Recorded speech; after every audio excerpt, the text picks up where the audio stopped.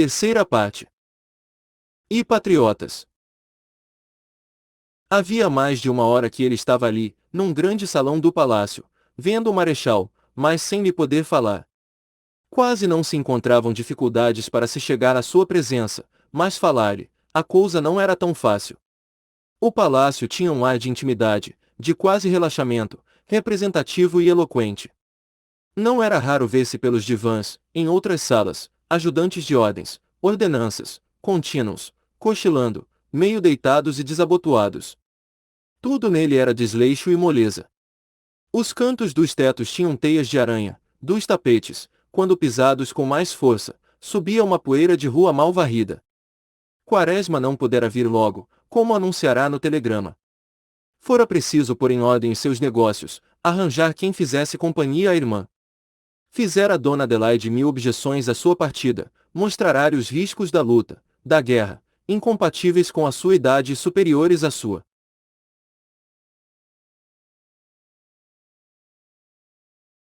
Força, ele, porém, não se deixará abater, fizera pé firme, pois sentia, indispensável, necessário que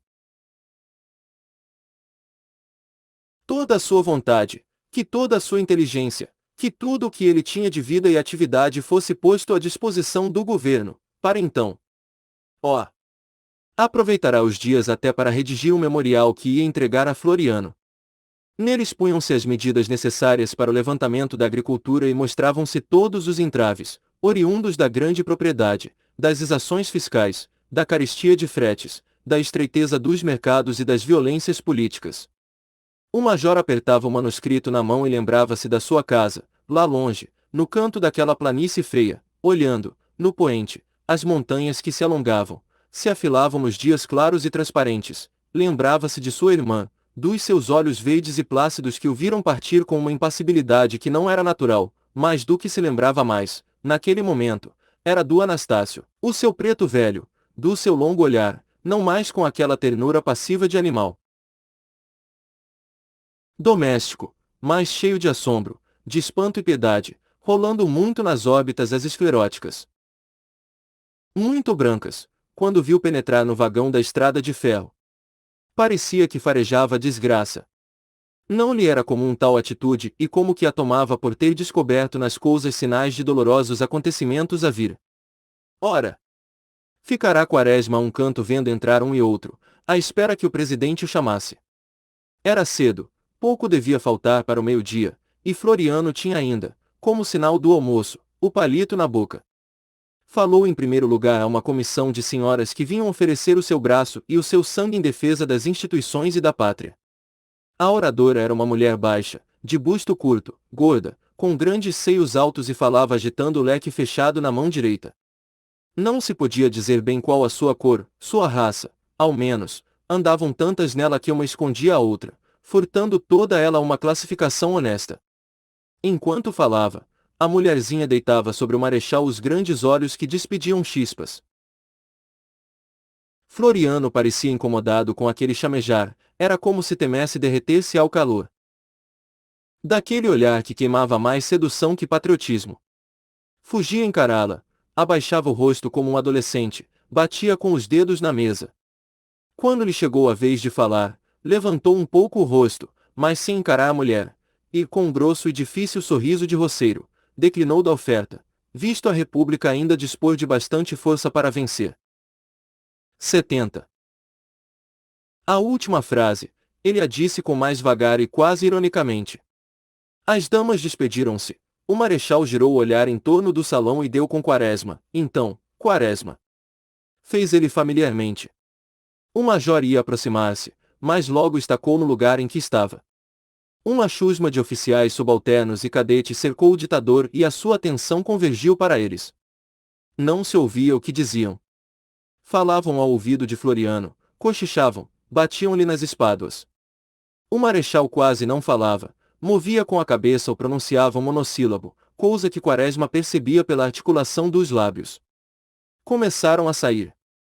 Apertavam a mão do ditador e, um deles, mais jovial, mais familiar, ao despedir-se, apertou-lhe com força a mão mole, bateu-lhe no ombro com intimidade, e disse alto e com ênfase, energia, Marechal. Aquilo tudo parecia tão natural, normal, tendo entrado no novo cerimonial da República, que ninguém, nem o próprio Floriano, teve a mínima surpresa, ao contrário, alguns até sorriram alegres. Por ver o califa, o Khan, o emir, transmitir um pouco do que tinha de sagrado ao subalterno desabusado. Não se foram todos imediatamente. Um deles demorou-se mais a segredar coisas à suprema autoridade do país. Era um cadete da escola militar, com a sua farda azul turquesa, talim e sabre de praça de pré. Os cadetes da escola militar formavam a falange sagrada. Tinham todos os privilégios e todos os direitos, precediam ministros nas entrevistas com o ditador e abusavam dessa situação de esteio do Sila, para oprimir e vexar a cidade inteira. Uns trapos de positivismo se tinham colado naquelas inteligências e uma religiosidade especial brotara-lhes no sentimento, transformando a autoridade, especialmente Floriano e vagamente a República, em artigo e fé, em feitiço, em ídolo mexicano, em cujo altar todas as violências e crimes eram oblatas dignas e oferendas úteis para a sua satisfação e eternidade. O cadete lá estava. Quaresma pôde então ver melhor a fisionomia do homem que ia fechar em suas mãos, durante quase um ano, tão fortes poderes, poderes de imperador romano, pairando sobre tudo, limitando tudo, sem encontrar obstáculo algum aos seus caprichos, às suas fraquezas e vontades, nem nas leis, nem nos costumes, nem na piedade universal e humana. Era vulgar e desoladora. O bigode caído, o lábio inferior pendente mole a que se agarrava uma grande mosca, os traços flácidos e grosseiros, não havia nem o desenho do queixo ou olhar que fosse próprio, que revelasse algum dote superior. Era um olhar mortiço, redondo, pobre de expressões, a não ser de tristeza que não lhe era individual, mas nativa, de raça, e todo ele era gelatinoso, parecia não ter nervos. Não quis o major ver em tais sinais nada que lhe denotasse o caráter, a inteligência e o temperamento. Essas coisas não vogam, disse ele de si para si. O seu entusiasmo por aquele ídolo político era forte, sincero e desinteressado. Tinha-o na conta de enérgico, de fino e supervidente, tenaz e conhecedor das necessidades do país, manhoso talvez pouco, uma espécie de Luís XI forrado de um Bismarck. Entretanto, não era assim. Com uma ausência total de qualidades intelectuais, havia no caráter do Marechal Floriano uma qualidade predominante, tibieza de ânimo, e no seu temperamento, muita preguiça. Não a preguiça comum. Essa preguiça de nós todos, era uma preguiça mórbida, como que uma pobreza de irrigação nervosa, provinda de uma insuficiente quantidade de fluido no seu organismo. Pelos lugares que passou, tornou-se notável pela indolência e desamor às obrigações dos seus cargos. Quando diretor do Arsenal de Pernambuco, nem energia tinha para assinar o expediente respectivo, e durante o tempo em que foi ministro da Guerra, passava meses e meses sem lá ir, deixando tudo por assinar, pelo que legou ao seu substituto um trabalho avultadíssimo. Quem conhece a atividade papeleira de um Colbert, de um Napoleão, de um Filipe II, de Guilherme e, da Alemanha, em geral de todos os grandes homens de Estado, não compreende o descaso florianesco pela expedição de ordens, explicações aos subalternos, de suas vontades, de suas vistas. 71. Certamente necessárias deviam ser tais transmissões para que o seu senso superior se fizesse sentir e influísse na marcha das coisas governamentais e administrativas. Dessa preguiça de pensar e de agir, vinha o seu mutismo, os seus misteriosos monossílabos, levados à altura de ditos sibilinos, as famosas encruzilhadas dos talvezes, que tanto reagiram sobre a inteligência e imaginação nacionais, mendigas de heróis e grandes homens. Essa doentia preguiça fazia-o andar de chinelos e deu-lhe aquele aspecto de calma superior, calma de grande homem de estado ou de guerreiro extraordinário. Toda a gente ainda se lembra como foram os seus primeiros meses de governo. Abraços com o levante de presos, praças inferiores da fortaleza de Santa Cruz, tendo mandado fazer um inquérito, abafou com medo que as pessoas indicadas como instigadoras não fizessem outra sedição, e, não contente com isto, deu a essas pessoas as melhores e mais altas recompensas. Demais, ninguém pode admitir um homem forte, um César, um Napoleão, que permita aos Subalternos aquelas intimidades deprimentes e tenha com eles as condescendências que ele tinha, consentindo que o seu nome servisse de lábaro para uma vasta série de crimes de toda a espécie. Uma recordação basta. Sabe-se bem sob que atmosfera de má vontade Napoleão assumiu o comando do exército da Itália. Ao general, que o chamava general de rua, disse alguém, após lhe ter falado, o homem meteu-me medo, e o corso estava senhor do exército sem batidelas no ombro, sem delegar tácita ou explicitamente a sua autoridade a subalternos irresponsáveis. De resto, a lentidão com que sufocou a revolta de 6 de setembro mostra bem a incerteza, a vacilação de vontade de um homem que dispunha daqueles extraordinários recursos que estavam às suas ordens. Há uma outra face do Marechal Floriano que muito explica os seus movimentos, atos e gestos.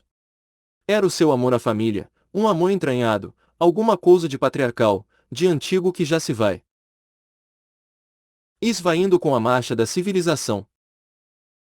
Em virtude de insucessos na exploração agrícola de 2 das suas propriedades, a sua situação particular era precária, e não queria morrer sem deixar à família as suas propriedades agrícolas desoneradas do peso das dívidas. Honesto e probo como era, a única esperança que lhe restava repousava nas economias sobre os seus ordenados. Daí lhe veio essa dubiedade, esse jogo com pau de 2 bicos, jogo indispensável para conservar os rendosos lugares que teve e o fez atarrachar-se tenazmente à presidência da República. A hipoteca do Brejão e do Duarte foi o seu nariz de Cleópatra. A sua preguiça, a sua tibieza de ânimo e o seu amor fervoroso pelo lar deram em resultado esse homem talvez, que, refratado nas necessidades mentais e sociais dos homens do tempo, foi transformado em estadista, em Richelieu, e pôde resistir a uma séria revolta com mais teimosia que vigor, obtendo vidas, dinheiro e despertando até entusiasmo e fanatismo. Esse entusiasmo e esse fanatismo, que o ampararam, que o animaram, que o sustentaram, só teriam sido possíveis, depois de ter ele sido ajudante-general do Império, senador, ministro, isto é, após se ter fabricado, à vista de todos e cristalizado a lenda na mente de todos. A sua concepção de governo não era o despotismo, nem a democracia, nem a aristocracia, era a de uma tirania doméstica. O bebê portou-se mal, castiga-se. Levada a cousa ao grande, o portar-se mal era fazer oposição, ter opiniões contrárias às suas e o castigo não eram mais palmadas, sim, porém, prisão e morte. Não há dinheiro no tesouro, ponham-se as notas recolhidas em circulação, assim como se faz em casa quando chegam visitas e a sopa é pouca, põe-se mais água. Demais, a sua educação militar e a sua fraca cultura deram mais realce a essa concepção infantil, raiando-a de violência, não tanto por ele em si, pela sua perversidade natural, pelo seu desprezo pela vida humana, mas pela fraqueza com que acobertou e não reprimiu a ferocidade dos seus auxiliares e asseclas. Quaresma estava longe de pensar nisso tudo, ele com muitos homens honestos e sinceros do tempo. Foram tomados pelo entusiasmo contagioso que Floriano conseguirá despertar. Pensava na grande obra que o destino reservava àquela figura plácida e triste, na reforma radical que ele ia levar ao 72. Organismo aniquilado da pátria, que o major se habituara a crer a mais rica do mundo, embora, de uns tempos para cá, já tivesse dúvidas a certos respeitos. De certo, ele não negaria tais esperanças e a sua ação poderosa havia de se fazer sentir pelos 8 milhões de quilômetros quadrados do Brasil, levando-lhes estradas, segurança, proteção aos fracos, assegurando o trabalho e promovendo a riqueza. Não se demorou muito nessa ordem de pensamentos. Seu companheiro de espera, desde que o marechal lhe falou familiarmente, começou a considerar aquele homem pequenino, taciturno, de pince-nez e foi-se chegando, se aproximando, quando já perto, disse a Quaresma, quase como um terrível segredo, eles vão ver o caboclo. O major há muito que o conhece. Respondeu-lhe o major e o outro ainda lhe fez uma outra pergunta, o presidente, porém, ficará só e Quaresma avançou. Então, Quaresma, fez Floriano. Venho oferecer a Vossa Excelência os meus fracos préstimos. O presidente considerou um instante aquela pequenez de homem, sorriu com dificuldade, mas, levemente, com um pouco de satisfação. Sentiu por aí a força de sua popularidade e se não a razão boa de sua causa. Agradeço-te muito. Onde tens andado? Sei que deixaste o arsenal. Floriano tinha essa capacidade de guardar fisionomias, nomes, empregos, situações dos subalternos com quem lidava. Tinha alguma coisa de asiático, era cruel e paternal ao mesmo tempo. Quaresma explicou-lhe a sua vida e aproveitou a ocasião para lhe falar em leis agrárias, medidas tendentes a desafogar e dar novas bases à nossa vida agrícola. O marechal ouviu-o distraído, com uma dobra de aborrecimento no canto dos lábios. Trazia a Vossa Excelência até este memorial. O presidente teve um gesto de mau humor, um quase não me amole, e disse com preguiça a Quaresma: deixa aí. Depositou o manuscrito sobre a mesa e logo o ditador dirigiu-se ao interlocutor de ainda agora. Que há, Bustamante? E o batalhão, vai? O homem aproximou-se mais, um tanto amedrontado. Vai bem, marechal. Precisamos de um quartel. Se Vossa Excelência desse ordem, é exato. Fala ao Rufino em meu nome que ele pode arranjar. Ou antes, leva-lhe este bilhete. Rasgou um pedaço de uma das primeiras páginas do manuscrito de Quaresma, e assim mesmo, sobre aquela ponta de papel, a lápis azul, escreveu algumas palavras ao seu ministro da guerra. Ao acabar é que deu com a desconsideração, ora. Quaresma. Rasguei o teu escrito. Não faz mal. Era a parte de cima, não tinha nada escrito. O major confirmou e o presidente, em seguida, voltando-se para Bustamante, aproveita Quaresma no teu batalhão. Que posto queres? Eu. Fez Quaresma estupidamente. Bem. Vocês lá se entendam. Os dois se despediram do presidente e desceram vagarosamente as escadas do Itamaraty. Até a rua nada disseram um ao outro. Quaresma vinha um pouco frio. O dia estava claro e quente. O movimento da cidade parecia não ter sofrido alteração apreciável. Havia a mesma agitação de bondes, carros e carroças, mas nas fisionomias, um terror, um espanto, alguma coisa de tremendo ameaçava a todos e parecia estar suspenso no ar. Bustamante deu-se a conhecer. Era o Major Bustamante, agora tenente-coronel, velho amigo do Marechal, seu companheiro do Paraguai. Mas nós nos conhecemos! Exclamou ele. Quaresma esteve olhando aquele velho mulato escuro, com uma grande barba mosaica e olhos espertos, mas não se lembrou de tê-lo já encontrado algum dia. Não me recordo. Donde? 73. Da casa do general Albernaz. Não se lembra. Policarpo então teve uma vaga recordação e o outro explicou-lhe a formação do seu batalhão patriótico, Cruzeiro do Sul. O senhor quer fazer parte? Pois não, fez Quaresma. Estamos em dificuldades. Fardamento, calçado para as praças. Nas primeiras despesas devemos auxiliar o governo. Não convém sangrar o tesouro, não acha? Certamente, disse com entusiasmo Quaresma. Folgo muito que o senhor concorde comigo. Vejo que é um patriota. Resolvi por isso fazer um rateio pelos oficiais, em proporção ao posto. Um alferes concorre com 100 mil réis, um tenente com 200. O senhor que patente quer? Ah! É verdade. O senhor é major, não é? Quaresma então explicou por que o tratavam por major. Um amigo, influência no Ministério do Interior, lhe tinha metido o nome numa lista de guardas nacionais, com esse posto. Nunca tendo pago os emolumentos, viu-se, entretanto, sempre tratado major, e a cousa pegou. A princípio. Protestou, mas como teimassem deixou. Bem, fez Bustamante. O senhor fica mesmo sendo major. Qual é a minha cota? 400 mil réis. Um pouco forte, mas... O senhor sabe, é um posto importante. Aceita. Pois não.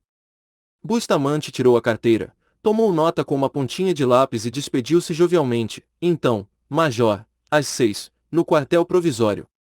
A conversa se havia passado na esquina da Rua Larga com o Campo de Santana.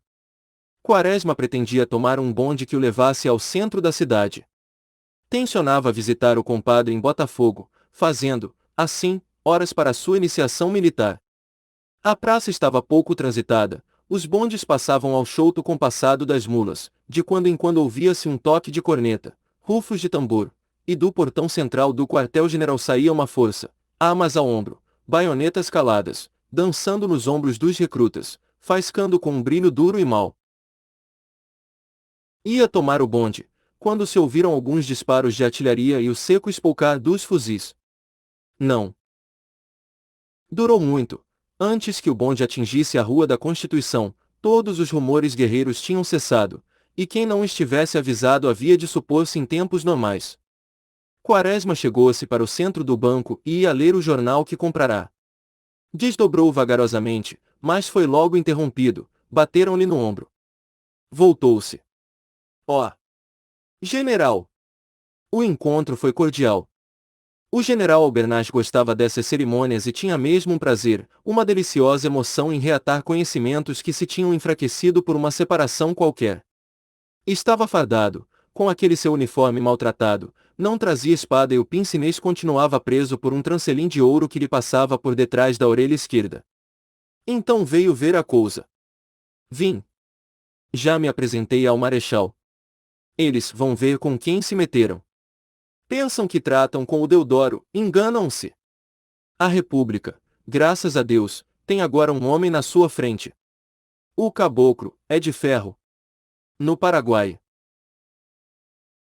O senhor conheceu-o lá, não, general? Isto é. Não chegamos a nos encontrar, mas o camisão. É duro, o homem. Estou como encarregado das munições. É o fino o caboclo não me quis no litoral. Sabe muito bem quem sou e que munição que saia das minhas mãos, é munição. Lá, no depósito, não me sai um caixote que eu não examine. É necessário. No Paraguai, houve muita desordem e comilança, mandou-se muita cal por pólvora, não sabia. Não. 74. Pois foi. O meu gosto era ir para as praias, para o combate, mas o homem quer que eu fique com as munições. Capitão manda, marinheiro faz. Ele sabe lá. Deu de ombros, consertou o trancelim que já caía da orelha e esteve calado um instante. Quaresma perguntou, como vai a família? Bem. Sabe que Quinota casou-se? Sabia, o Ricardo me disse. E Dona Ismênia, como vai? A fisionomia do general toldou-se e respondeu como a contragosto, vai no mesmo. O pudor de pai tinha o impedido de dizer toda a verdade. A filha enlouquecera de uma loucura mansa e infantil. Passava dias inteiros calada, a um canto, olhando estupidamente tudo, com um olhar morto de estátua, numa atonia de inanimado, como que caíra em imbecilidade, mas vinha uma hora, porém, em que se penteava toda, enfeitava-se e corria à mãe, dizendo, apronta-me, mamãe. O meu noivo não deve tardar, é hoje o meu casamento. Outras vezes recortava papel, em forma de participações, e escrevia, Ismênia de Albernaz fulano, variava, participam o seu casamento. O general já consultara uma dúzia de médicos, o espiritismo e agora andava às voltas com um feiticeiro milagroso. A filha, porém, não sarava, não perdia a mania e cada vez mais se embrenhava o seu espírito naquela obsessão de casamento, alvo que fizeram ser da sua vida, a que não atingira, aniquilando-se, porém, o seu espírito e a sua mocidade em pleno verdor. Entristecia o seu estado aquela casa outrora tão alegre, tão festiva. Os bailes tinham diminuído, e quando eram obrigados a dar um, nas datas principais, a moça, com todos os cuidados, à custa de todas as promessas, era levada para a casa da irmã casada, lá ficava, enquanto as outras dançavam, um instante esquecidas da irmã que sofria. Albernaz não quis revelar aquela dor de sua velhice, reprimiu a emoção e continuou no tom mais natural, naquele seu tom familiar e íntimo que usava com todos, isto é uma infâmia, senhor Quaresma. Que atraso para o país! E os prejuízos? Um porto destes. Fechado a comércio nacional, quantos anos de retardamento não representa? O major concordou e mostrou a necessidade de prestigiar o governo, de forma a tornar impossível a reprodução de levantes e insurreições. De certo, aduziu o general. Assim não progredimos, não nos adiantamos. E no estrangeiro que mau efeito! O bonde chegará ao Largo de São Francisco e os dois se separaram. Quaresma foi direitinho ao Lago da Carioca e Albernaz seguiu para a Rua do Rosário. Olga viu entrar seu padrinho sem aquela alegria expansiva de sempre. Não foi indiferença que sentiu, foi espanto, assombro, quase medo, embora soubesse perfeitamente que ele estava a chegar. Entretanto, não havia mudança na fisionomia de Quaresma, no seu corpo, em todo ele. Era o mesmo homem baixo, pálido, com aquele cavanhaque apontado e o olhar agudo por detrás do pince-nez. Nem mesmo estava mais queimado e o jeito de apertar os lábios era o mesmo que ela conhecia há tantos anos. Mas, parecia-lhe mudado e ter entrado impelido, empurrado por uma força estranha, por um turbilhão, bem examinando, entretanto, verificou que ele entrará naturalmente. Com o seu passo miúdo e firme. Donde lhe vinha então essa coisa que a acanhava, que lhe tirara a sua alegria de ver pessoa tão amada? Não atinou. Estava lendo na sala de jantar e Quaresma não se fazia anunciar, ia entrando conforme o velho hábito. Respondeu ao padrinho ainda sob a dolorosa impressão da sua entrada: papai saiu, e o Armando está lá embaixo escrevendo. De fato, ele estava escrevendo ou mais particularmente, traduzia para o clássico, um grande artigo sobre ferimentos por arma de fogo. O seu último truque intelectual era este do clássico. Buscava nisto uma distinção, uma separação intelectual desses meninos por aí que escrevem contos e romances nos jornais.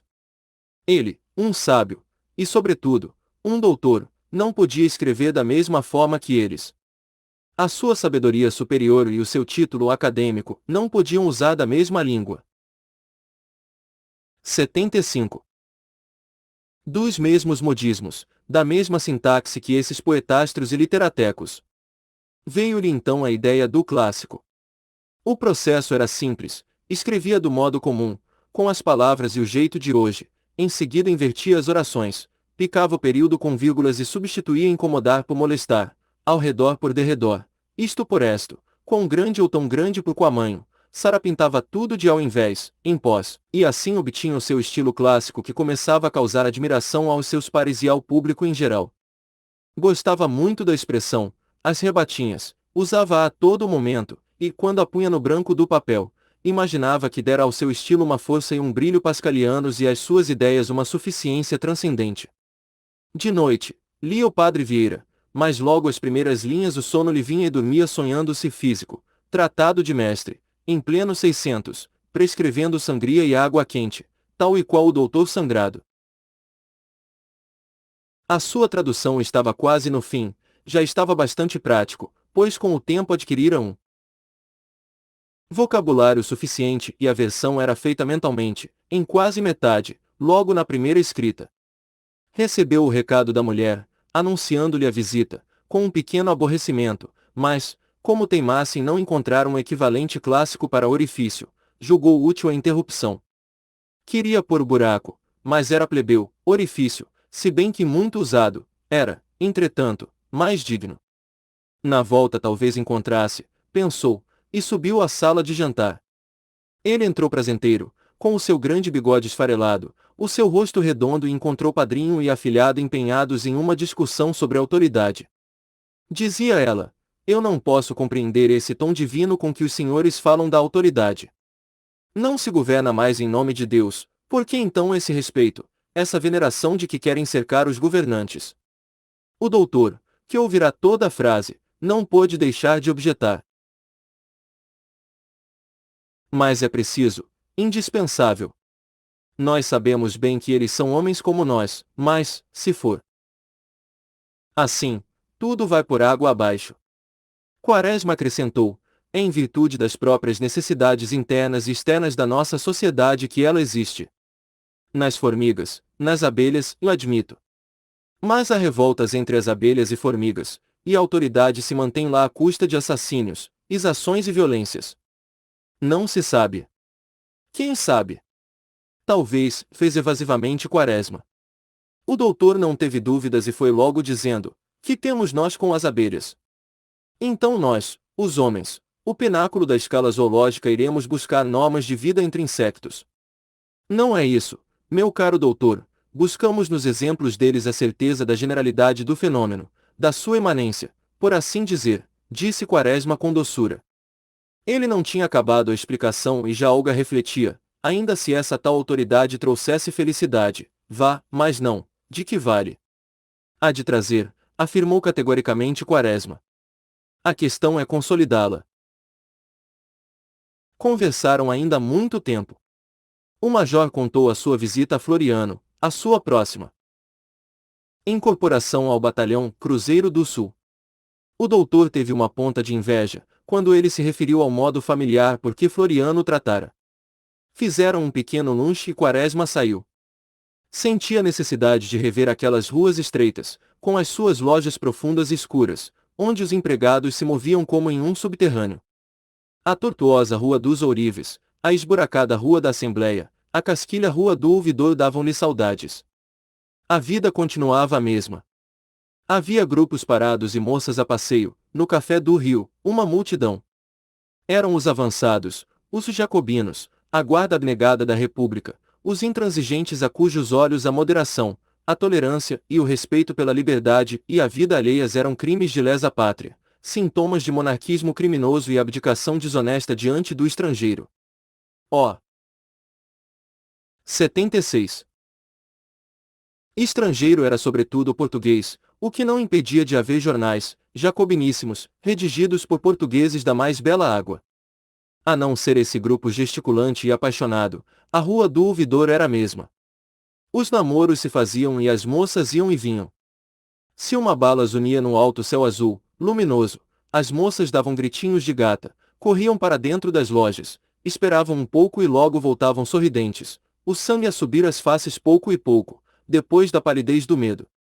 Quaresma jantou num restaurante e dirigiu-se ao quartel, que funcionava provisoriamente num velho cortiço condenado pela higiene, lá pelos lados da Cidade Nova. Tinha o tal cortiço andar térreo e sobrado, ambos divididos em cubículos do tamanho de camarotes de navio. No sobrado, havia uma varanda de grade de pau e uma escada de madeira levava até lá, escada tosca e oscilante, que gemia a menor passada. A casa da ordem funcionava no primeiro quartinho do sobrado e o pátio, já sem as cordas de secar ao sol a roupa, mas com as pedras manchadas das barrelas e da água de sabão. Servia para a instrução dos recrutas. O instrutor era um sargento reformado, um tanto coxo, e admitido no batalhão com o posto de alferes, que gritava com uma demora majestosa: Bru! Armas! O major entregou a sua cota ao coronel e este esteve a mostrar-lhe o modelo do fardamento. Era muito singular essa fantasia de seringueiro. O domo era verde garrafa e tinha os vivos azul ferrete, alamares dourados e 4 estrelas prateadas, em cruz, na gola. Uma gritaria fez-los vir até a varanda. Entre soldados entrava um homem, a se debater, a chorar e a implorar, ao mesmo tempo, levando de quando em quando uma reflada. É o Ricardo! Exclamou Quaresma. O senhor não o conhece, coronel? Continuou ele com interesse e piedade. Bustamante estava impassível na varanda e só respondeu depois de algum tempo: conheço. É um voluntário recalcitrante, um patriota rebelde. Os soldados subiram com o voluntário, e Ricardo logo que deu com o major, suplicou-lhe: salve-me, major! Quaresma chamou de parte o coronel, rogou-lhe e suplicou-lhe, mas foi inútil. A necessidade de gente. Enfim, fazia o cabo. Ricardo, de longe, seguia a conversa dos dois, adivinhou a recusa e exclamou: eu sirvo sim, sim, mas deem-me o meu violão. Bustamante perfilou-se e gritou aos soldados: restituam o violão ao cabo Ricardo.